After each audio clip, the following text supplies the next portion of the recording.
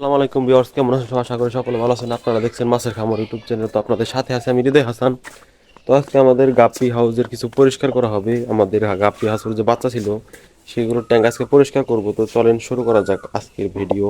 তো এই হচ্ছে আমাদের সেই গাপ্পি হাউসটা, ছোট্ট। আমাদের এখানে অনেকগুলো গাপ্পির বাচ্চা নেওয়া হয়েছিল, তো কিছুদিন আগে দেখাইছিলাম।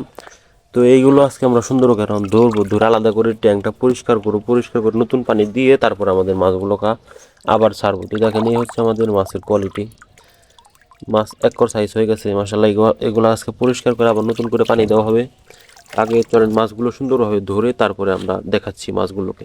কিছুদিন আগে আমরা দেখাইছিলাম যে আমাদের গাপ্পি মাছগুলো সবগুলো লোড হয়েছে। তো সেই মাছগুলোকে ধরে আমরা এই সবুজ কালার যে ট্যাঙ্ক, আমাদের এই ট্যাঙ্কে ব্রিডে বসাইছিলাম। তো ব্রিডে বসানোর পর কিছুদিনের মধ্যে আমাদের সবগুলো মাছই বাচ্চা দিয়ে দিয়েছিল, প্রায় 1000 খানিকের মতো। তো মাশাআল্লাহ এখানে আমাদের অনেকগুলো মাছ রয়েছে। তো অনেক দিন ধরে মাছের হাউসটা রয়েছে, পরিষ্কার করা হয় না, তাই আজকে আমরা হাউসটা পরিষ্কার করলাম। তো মাছগুলো সুন্দরভাবে ধরে আমরা সুন্দরভাবে অন্য একটি এই হাউসে পরিষ্কার করে আমরা সুন্দর নতুন পানি দিয়ে আবার রাখবো। তো এখানে আমাদের ব্রাইন শিমগুলো খাওয়াইছিলাম আমরা। তো এই হচ্ছে আমাদের গাপ্পি মাছের বাচ্চাগুলো ধরা শেষ। তো এখানে খাবার দেখছি একটু আগেই, খাবার দেওয়ার কারণে অনেক খাবার রয়ে গেছে এখানে।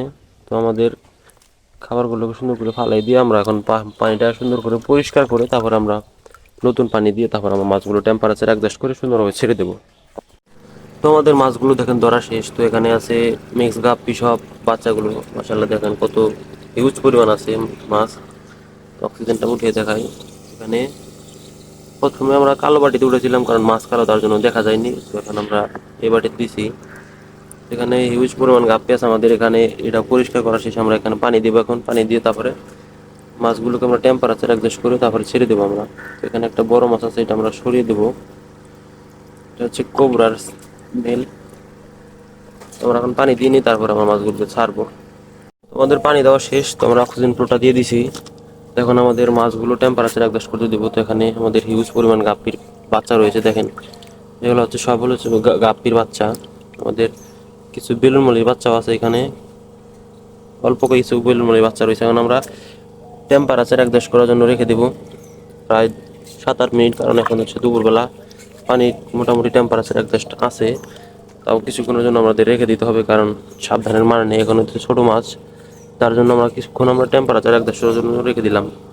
তো প্রায় 10 মিনিট পর আমরা মাছগুলোকে সুন্দর করে রিলিজ করে দেবো। তো আমাদের টেম্পারেচার অ্যাডজাস্ট করা শেষ। তো আমাদের মাছগুলো এখন আমরা সুন্দর করে ছেড়ে দেবো। সুন্দর করে আমরা মাছগুলোকে সুন্দর ছেড়ে দিলাম। ওই একটা মাছ মারা গেছে, সমস্যা নাই, পানি পাল্টালে 2-1 মাছ মারা যাবে, এটা ব্যাপার না। মাছগুলো সুন্দর করে রিলিজ করা দেওয়া শেষ। এখানে মাছ দেখেন কেমন করে ঘুরছে। এটা হচ্ছে অক্সিজেন ফ্লোর জন্য দেখা যাচ্ছে না। এ হচ্ছে সবগুলো মাছ। তো আজকের ভিডিও পর্যন্ত। এই ভিডিওটি ভালো লাগলে চ্যানেলটি সাবস্ক্রাইব করে পাশে থাকবেন। তো ভালো থাকবেন সবাই। আসসালামু আলাইকুম রহমতুল্লাহি।